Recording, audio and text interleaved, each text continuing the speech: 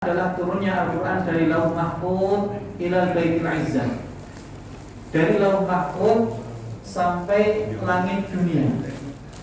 Dan ini disuntung oleh Allah Subhanahu wa Ta'ala dengan menggunakan kata anzala. Sebagaimana dalam surat Al-Qadar, inna anzalnahu fi lailatul qadar. Sesungguhnya aku menurunkan Al-Quran ini di malam Lailatul Qadar. Di malam Lailatul Qadar ini Allah turunkan Al-Quran keseluruhan. Sak gembok, sak botol kan itu diturunkan di malam Lailatul Qadar. Dari Lauh Mahfuz sampai langit dunia, stop. Baru Allah menggunakan kata nazala itu berangsur-angsur selama 23 tahun kepada Rasulullah SAW. Maka Allah menyampaikan nazala bihir ruhul amin ala qalbika litakuna minal mundirin bilisanin arabiyyin mubin. Allah menggunakan kata nazala di sini yang dipakai dengan kata nuzulul Quran. Maka kalau kita sekarang menyebut dengan kata nuzulul Quran, seharusnya bukan malam ini, Pak. Harusnya sepanjang tahun kita bisa memperingati nuzulul Quran. Karena proses turunnya Al-Quran dari langit dunia kepada Nabi Muhammad SAW itu berkisar 23 tahun. Dan 23 tahun itu bisa diperingati kapan saja. Makanya seharusnya memperingati nuzulul Quran bukan malam ini saja. Besok malam Senin, malam Selasa, malam Rabu saged, sok Rejem nggih saged. Berbado kupat nggih saged. Karena apa? Allah menggunakan kata nazala bihi ruhul amin itu berangsur selama 23 tahun. Baik, ini sebetulnya rapatnya pergaulan, Pak. Bahas masalah nuzulul Quran sama inzalul Quran atau bagaimana. Tapi Al-Quran ini kapan saja bisa dibahas. Dan ini menjadi kesepakatan ulama yang ada di Indonesia. Wis disepakati tanggal 17 Ramadan. Karena memang semangatnya orang Indonesia itu 17, Pak. Kemerdekaan tanggal 17 Agustus. Tapi ini dihitung-hitung gitu. Lailatul Qadar ya orang 17 Ramadan, Pak. Karena inna anzalnahu fi lailatul qadar kalau menggunakan kata anzal. Gitu. Yang terpenting bagi kita bukan kapan turunnya Al-Quran, akan tetapi semangat kita mempelajari Al-Quran sepanjang waktu. Bukan hanya Ramadan. Ramadan ini menjadi pemantik. Memang Ramadan ini orang itu semangatnya ibadah, semangatnya belajar, anak saya selesai sholat zuhur saja itu sudah semangat untuk sholat maghrib, Pak. Sambil semangatnya. Kalau Ramadan, kami semua ingat tentang itu. Kalau selesai sholat zuhur sudah pengen sholat maghrib. Maka itulah rahmatullah. Karena ini kita berada di bulan Ramadan. Pada kesempatan kali ini saya ingin ngaji bahas masalah ayat-ayat Ramadan di malam nuzulul Quran. Jadi ini wong Indonesia. Baik. Bapak Ibu rahimakumullah. Ayat-ayat yang berkaitan dengan Ramadan itu disebutkan oleh Allah cuma 5 ayat di dalam surat Al-Baqarah. Yang tadi dibacakan oleh siapa tadi? Mas Satria. Ya. Itu hanya 5 ayat. 5 ayat yang lengkap yang menjadi panduan kita sebagai orang Islam menjalani Ramadan. Ayat pertama itu menceritakan tentang puasa itu sendiri, kapan diwajibkan oleh Allah Subhanahu wa Ta'ala. Ya ayyuhalladzina amanu kutiba alaikumusiyam kama kutiba alal ladzina min qablikum la'allakum tattaqun. Wahai orang-orang yang beriman, diwajibkan atas kalian berpuasa. Allah hanya memanggil orang yang beriman, bukan orang Islam. Karena banyak sekali orang Islam yang tidak puasa. Terus Wonogiri ini menjadi zona bebas Ramadan, makan di pinggir jalan tidak masalah. Kalau di tempat saya di pesisir karena Ramadan ya, makan itu paling enggak ya di belakang gorden lah. Warung itu ditutup gorden atau lewat lawang buri. Kalau Wonogiri sepertinya zona bebas, tidak tahu malu. Padahal orangnya berjilbab, bapaknya berjenggot. Bapak Ibu rahimahullah. Jadi memang kewajiban puasa Ramadan itu dipanggil oleh Allah untuk orang-orang yang beriman saja. Kalau di dalam hatinya ada iman, maka dia akan puasa. Tapi kalau tidak, sekuat apapun dia, mau angkat beban bisa 50 kilo, naik sepeda Wonogiri Solo enteng, akan tetapi kalau tidak ada iman di dalamnya, bayang ke orang mangan alit subuh nanti maghrib ini lagi bayang ke itu tekan. Iya cara merah mangan ada subuh, mati ya Bu. Karena apa? Tidak ada iman di dalamnya. Tapi kalau iman sudah tertancap di dalam hati, maka orang tua pun, orang yang sudah sepuh sekalipun mampu untuk berpuasa. Anak-anak kecil yang belum balik pun, kalau iman sudah tertancap, maka akan mudah puasa. Subuh sampai maghrib tidak makan, tidak minum, mereka akan mudah. Karena apa? Iman yang terpanggil untuk puasa. Tapi kalau tidak ada iman, maka tidak akan pernah terpanggil dengan panggilan puasa. Itu ayat yang pertama. Ayat yang kedua berbicara tentang rukhsah. Rukhsah orang-orang yang boleh tidak puasa. Ada orang sakit, ada orang berpergian, ada orang yang tidak mampu. Kemudian ayat yang ketiga adalah berkaitan tentang diturunkannya Al-Quran di bulan Ramadan. Syahrul Ramadan alladzi unzila fihi al-Qur'an hudan lin-nas wa bayyinatin minal huda wal furqan. Ayat yang keempat berkaitan dengan doa yang dikabulkan di bulan Ramadan. Karena di bulan Ramadan ini kita disunnahkan untuk memperbanyak doa ampunan. Apa doanya Pak? Allahumma innaka afuwun tuhibbul afwa fa'fu anna Allahumma innaka afuwun tuhibbul afwa fa'fu anna. Niki dibulat baleni karena apa? Harapan bagi kita sebagai orang yang beriman ketika berada di bulan Ramadan adalah diampuni dosa-dosa kita oleh Allah Subhanahu wa taala.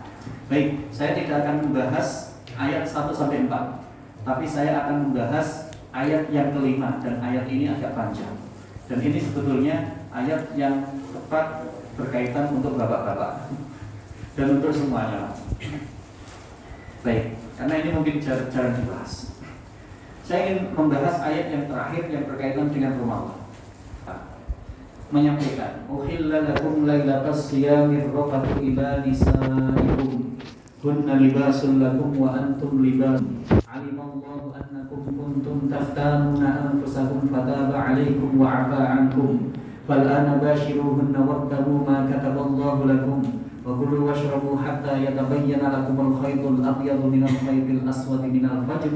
Summa atimmus siyama ilal lail wa la tubashiruhunna wa antum 'akifuna fil masajid tilka hududullah fala taqrabuha kadzalika yubayyinullahu ayatihi lin-nasi la'allahum yattaqun." Ini ayat tentang Ramadan yang paling panjang, yaitu ayat yang terakhir. Saya ingin bahas ayat yang terakhir, mudah-mudahan nanti ada manfaat di dalamnya. Ayat ini menerangkan tentang 3 hal. Yang pertama adalah panduan untuk siapa ya?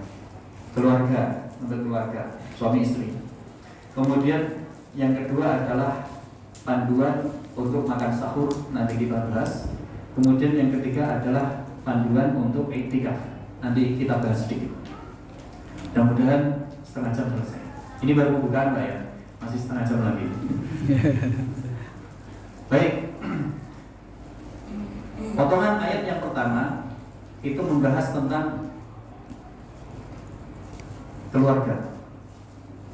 Allah memulai dengan kata uhilla lakum lailatas siyamir rafatu ila nisaikum. Mohon maaf ya saya sampaikan. Ini majelis mulia, di masjid mulia.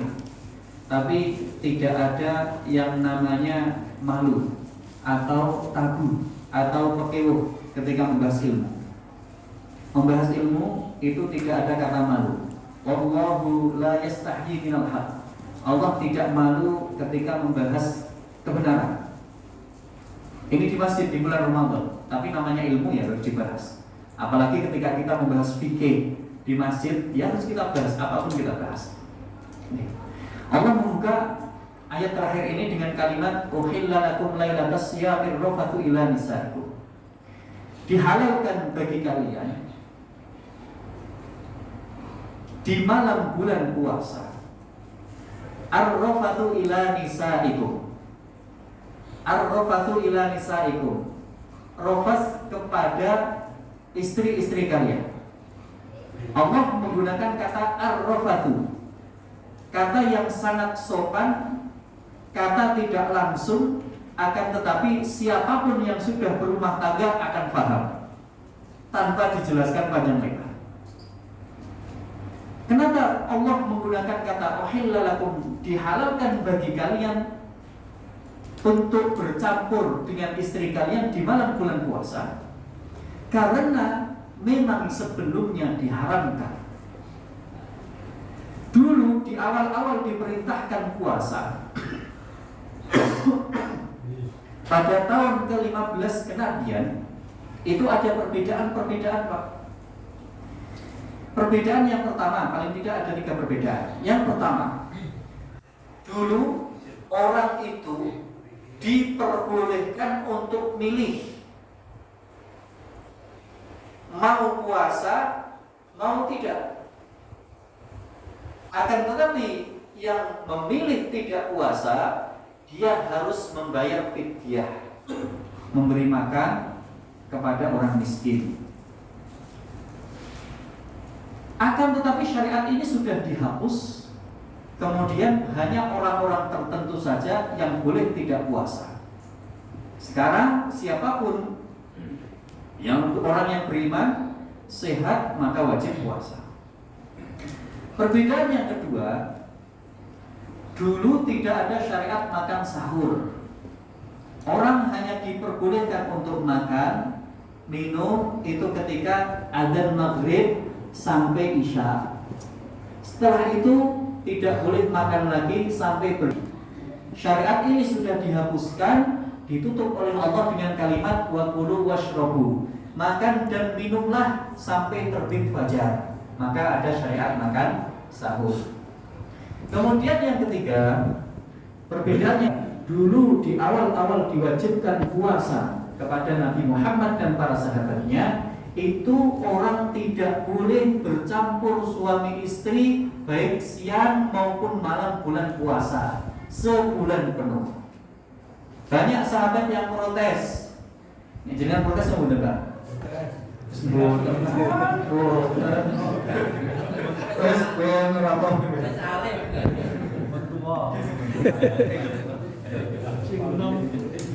Banyak sahabat yang ternyata tidak kuat, kemudian protes kepada Rasulullah SAW, didengar oleh Allah. Akhirnya Allah menurunkan ayat tentang Ramadan yang terakhir adalah uhilla lakum lailatas siyamir rafatu ila nisaikum. Jadi Allah itu Maha Pemurah, diprotes ya direvisi. Ya, karena apa? Agama ini menghendaki kemudahan. Yuridullahu bikumul yusra wa la yuridu bikumul usra.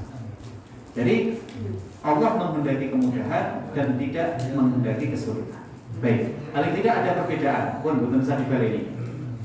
Saya ingin kembali ke ayat. Uhilla lakum lailatas siyamir rafatu ila nisaikum. Allah menggunakan kata yang sangat sopan, yaitu ar-rafas. Ar-rafas itu artinya bercumbu lah, ya, atau berkata dengan kata, bukan kata kotor. Kalau di ayat yang lain ar-rafas itu artinya kata kotor, tapi di sini kata yang hanya dipahami oleh suami istri lah. Entah bahasanya apa, ar-rafas itu seperti itu. Tapi semua ulama berpendapat bahwa ar-rafas di sini adalah hubungan suami istri, dan ini dihalalkan oleh Allah di malam bulan puasa. Ya. Kemudian Allah melanjutkan hunna libasul lakum wa antum libasul lahun. Karena Allah tahu bahwa istri itu pakaian bagimu, kemudian suami itu juga pakaian bagi istrinya. Pakaian itu bisa diartikan banyak. hal, bisa difungsikan banyak hal. Fungsi pakaian apa? Menutupi aib, menghangatkan, perhiasan, dan lain sebagainya. Makanya Allah mengkiaskan seorang suami istri, sepasang suami istri itu ibarat pakaian yang saling menutupi, yang saling apa Pak? Menghangatkan ya. Baik. Kemudian alimallahu annakum kuntum takhtanuna anfusakum fataba 'alaikum wa 'afa ankum. Ya, baik. Mohon maaf. Ini ayat-ayat sangat-sangat vulgar, mohon maaf. Allah menyampaikan fal ana bashiruhunna wabtaghu ma kataballahu lakum. Jadi sebelumnya memang dilarang. Sekarang diperbolehkan. Dan bahkan, mohon maaf ya, bahkan Allah itu menggunakan dengan kata perintah. Fal'ahunna wabtaghu ma kataballahu lakum. Sekarang campuri istri kalian di malam bulan puasa dan carilah apa yang telah ditetapkan oleh Allah kepada kalian. Ini dikaji oleh orang yang bahkan bukan beragama Islam tentang bagaimana kualitas bibit yang dihasilkan oleh laki-laki ketika berada di bulan Ramadan. Ini saya baca artikelnya, dan itu seorang ilmuwan dari Jepang menyampaikan bahwa kualitas yang dihasilkan oleh laki-laki ketika berada di bulan Ramadan adalah kualitas terbaik. Berdasarkan ayat ini, Allah menyampaikan fal ana bashiruhunna wabtaghu ma kataballahu lakum. Wabtaghu ma kataballahu lakum. Dalam banyak tafsir jumhur ulama mengatakan adalah anak. Tafsirnya adalah anak. Mohon maaf, bahasa vulgarnya begini. Carilah anak di bulan Ramadan. Wabtaghu ma kataballahu lakum. Artinya apa? Jika kalian sebagai suami istri kemudian merencanakan untuk mempunyai putra atau putri, maka upayakanlah di bulan Ramadan, karena ini panduan terbaik dari Allah. Dan tidak ada di ayat lain Allah menyampaikan selain bulan Ramadan sejelas ayat ini. Ayat ini begitu jelas. Allah menyampaikan fal ana bashiruhunna, sekarang campur istri kalian. Coba enek orang itu pengiran kata kaya ngoten lho. Nggih mungkin. Nggih mungkin. Mosok Pak ngaji sih. Ojo bener-bener to. Kula pengisik Mas, setengah rampung mungkin. Mungkin aku perlu ngajian sedina ora diapalke lho. Oke, Pak. Jadi bagi kalian siapa saja yang menghendaki untuk merencanakan mendapatkan maka rencanakanlah di bulan Ramadan. Karena apa? Ini barokah. Ini panduan dari Allah Subhanahu wa taala dan Allah tidak menyebut di ayat lain. Kemudian di dalam artikel tersebut saya pernah baca itu lama sekali. Bagi siapa saja yang sudah bertahun-tahun menikah dan belum dikaruniai oleh Allah berupa putra atau putri, maka gunakanlah ayat ini. Ini orang kafir yang meneliti, Pak, bahwa kualitasnya terbaik. Kadang kita sudah putus asa ke dokter sana, ke dokter sini, terapi sana, terapi sini, tapi lupa Allah mempunyai solusi. Dan insya Allah ketika menggunakan panduan dari Allah Subhanahu wa taala, maka insya Allah Allah memberikan jalan keluar dari segala bentuk permasalahan. Ya, baik. Jadi ini yang pertama. Ini bukan vulgar Pak. Ini ngaji tenan. Ini ayat Ramadan loh Pak. Ayat Ramadan kurang apa? Perintah Gusti Allah ngoten niku Pak.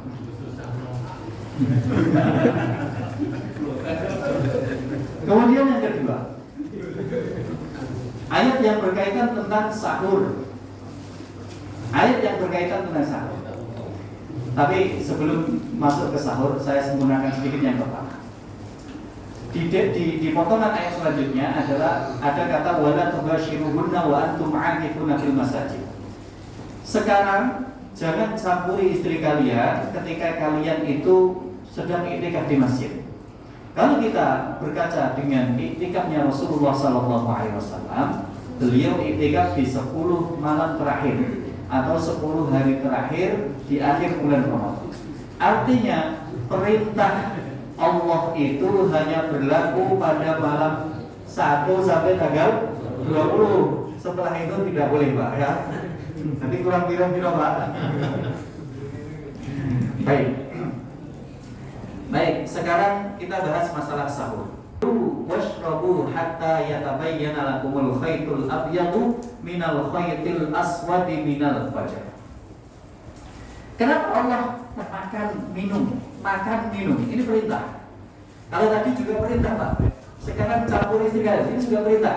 Wala taqulu washrabu, makan dan minum. Karena apa? Sebelumnya dilarang. Akan tetapi sekarang diperbolehkan makan dan minum sampai terbit fajar. Bapak Ibu rahimahullah, Rasulullah SAW itu menyampaikan, umatku akan senantiasa berada di dalam kebaikan manakala dia selalu mensegerakan berbuka puasa dan mengakhirkan makan sahur. Ini pasti sudah sering disampaikan oleh Pak Khotib yang ada di sini. Masalah menyegerakan buka puasa, insya Allah sudah benar semua, Pak. Ya. Mulai jam 4:30 itu mikir, gue buka. Jam 4:30 sepatu kafe, wis ning dhuwur meja. Ya.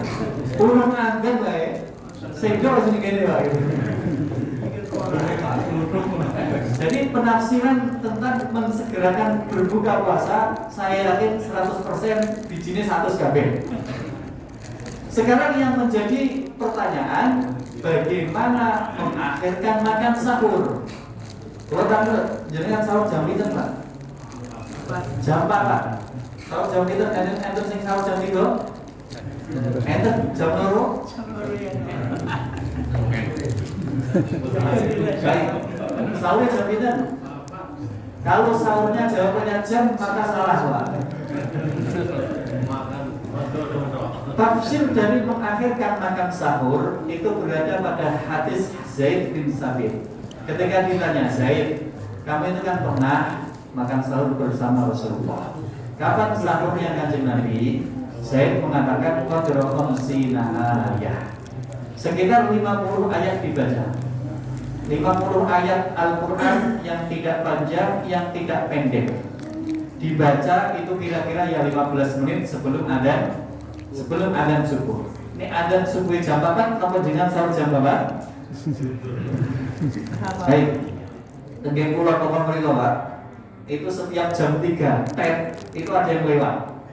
Orang naik pickup pakai sound portable besarnya bisa didengarkan jarak 50 meter sambil bawa klotekan itu.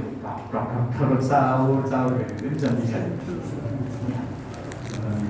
Ya, itu jam 3. Jam 3 pagi saya sudah dibangunkan. Setiap hari lewat depan rumah saya. Ya. Sahur jam 3, ada yang sahur jam 3. Kalau sahur jam 3 itu makan pagi yang kesiangan atau makan malam yang kepagiannya. Baik. Sahurnya Kanjeng Nabi itu sahurnya barokah, waktunya barokah, yang dimakan barokah. Kapan waktunya? 15 menit sebelum adzan subuh. 15 menit, ya nopo cukup Ustaz, biar cekak. Lihat dulu yang dimakan apa. Nek jenengan sing dimakan tumpeng ya kan. Ora cukup utuhe. Sahur Kanjeng Nabi itu napa? Kurma. Apakah tidak ada yang lain? Ya ada. Karena jadi sahur atau buka itu sunnahnya yang pertama, Pak. Jadi urutannya begini, Pak. Urutannya begini.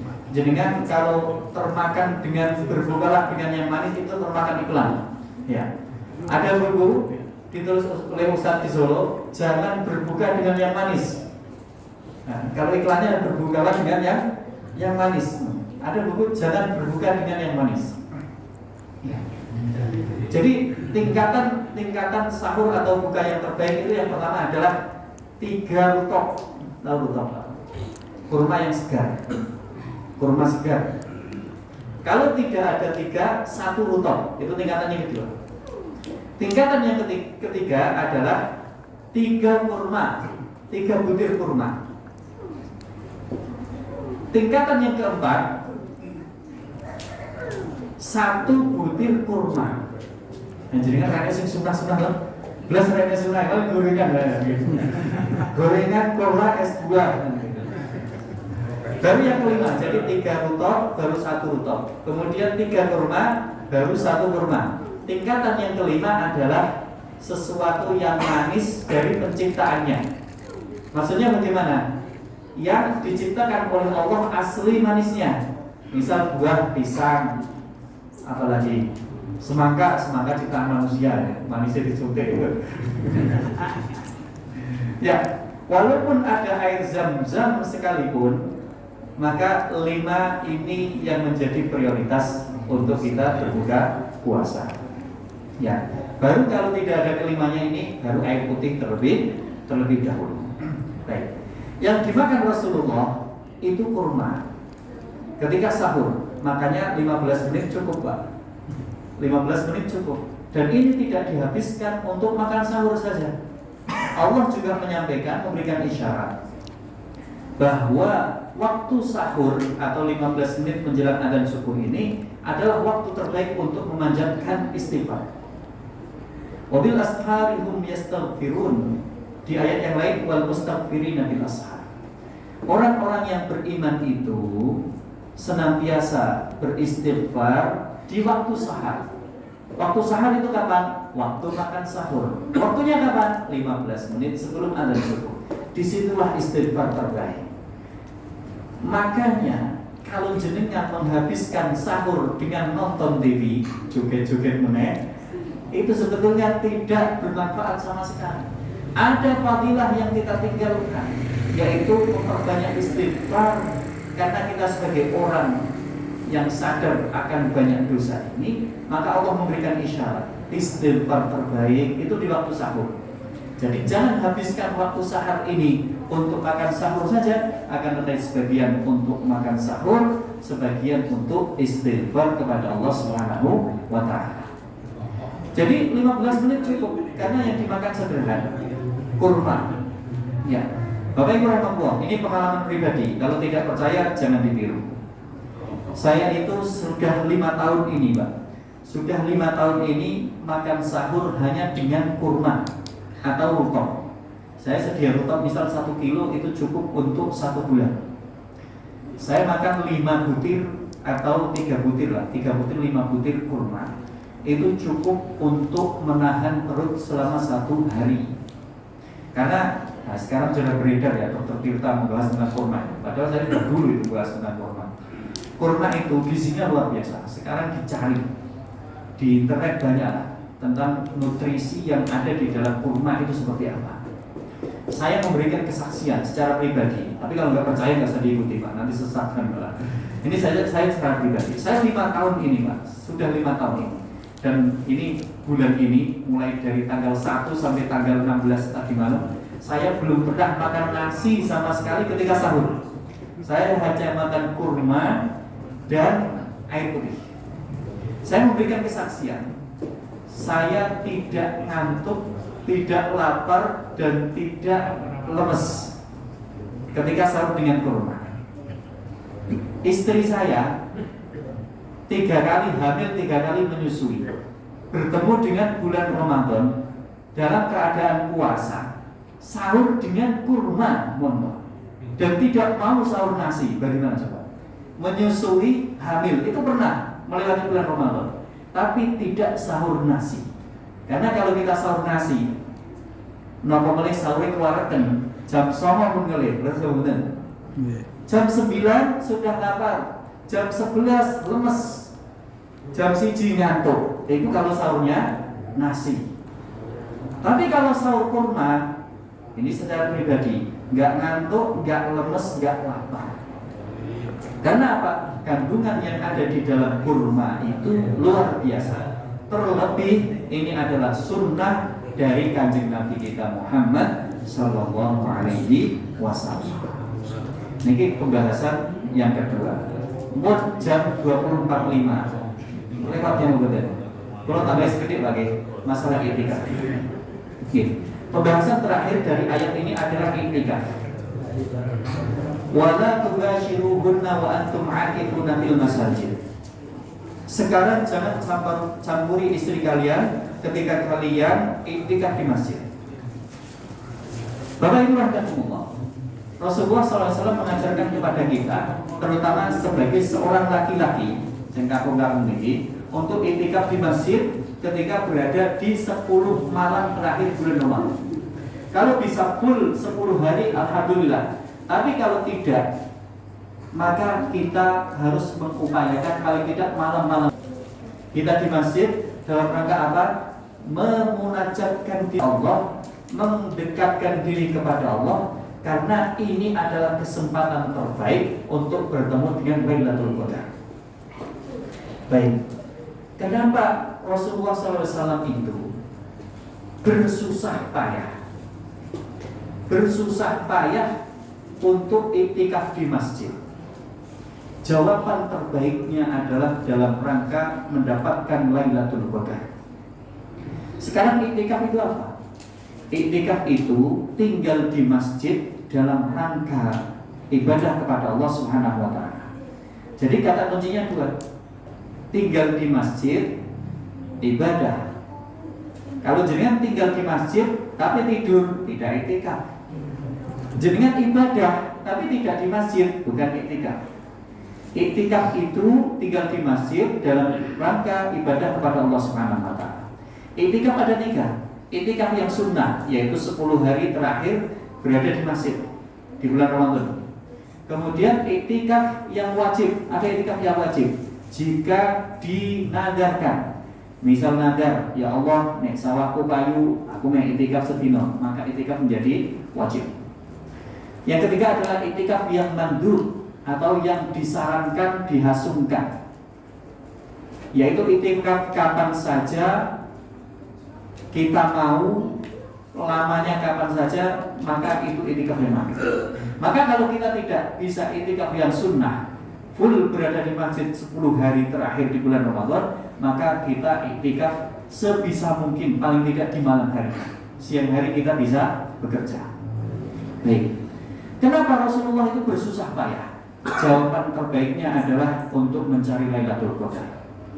Sekarang yang menjadi pertanyaan, apa itu Lailatul Qadar? Sampai-sampai Allah memberikan pandangan dan panduan kepada kita bahwa keberhasilan atau kesuksesan atau kegagalan Ramadan kita bergantung dengan malam. Dalam hadis yang panjang, Rasulullah mengingatkan kepada kita, di dalam bulan Ramadan, fihi lailatun khairum min alfi syahr. Di dalam bulan Ramadan ini ada satu malam yang mana malam itu lebih baik daripada 1000 bulan, yaitu Lailatul Qadar. Faman khurima khairuha faqad khurim. Barang siapa yang diharamkan oleh Allah untuk mendapatkan Lailatul Qadar, maka sesungguhnya dia sedang diharamkan oleh Allah untuk mendapatkan kebaikan Ramadan. Artinya apa? Jika Allah menurunkan Lailatul Qadar ke bumi ini, dan kita termasuk orang-orang yang dibangunkan oleh Allah di malam tersebut untuk sholat, untuk zikir, untuk tilawah, untuk ibadah, untuk amal soleh, artinya Allah menghendaki kebaikan seluruh Ramadan kita. Sebaliknya, jika Allah menurunkan Lailatul Qadar ke bumi ini, sedangkan kita termasuk orang-orang yang tidak diizinkan oleh Allah untuk bangun di malam tersebut, itu artinya kita sedang dihalangi oleh Allah untuk mendapatkan kebaikan seluruh Ramadan kita. Artinya Lailatul Qadar itu barometer keberhasilan atau kegagalan Ramadan kita. Sekarang apa itu Lailatul Qadar? Ulama menyampaikan ada 3 pemaknaan dari Lailatul Qadar. Yang pertama adalah malam kemuliaan. Lailatul Qadri khairum min alfi syahr. Lailatul Qadar itu adalah malam yang lebih baik daripada 1000 bulan. 1000 bulan itu kalau dikonversi 83 tahun. Satu kali kita beribadah di malam tersebut dihitung oleh Allah Subhanahu wa Ta'ala sebagai orang yang beribadah selama 1000 bulan penuh sempurna. Penuh 1000 bulan penuh sempurna. Kalau kita Pak hidup saat ini 40-50 tahun, apa selama 50 tahun itu kita berada di dalam keadaan ibadah? Mungkin Pak 24 jam kita hidup sehari. Apa 24 jam utuh kita dalam keadaan taat ibadah kepada Allah? Tidak. Paling kita 2 jam, 3 jam kita ibadah. Tapi orang yang beribadah di malam Lailatul Qadar dihitung oleh Allah Subhanahu wa Ta'ala sebagai orang-orang yang beribadah selama 1000 bulan penuh. Makanya disimpulkan malam Lailatul Qadar adalah malam kemuliaan karena setara dengan 1000 bulan.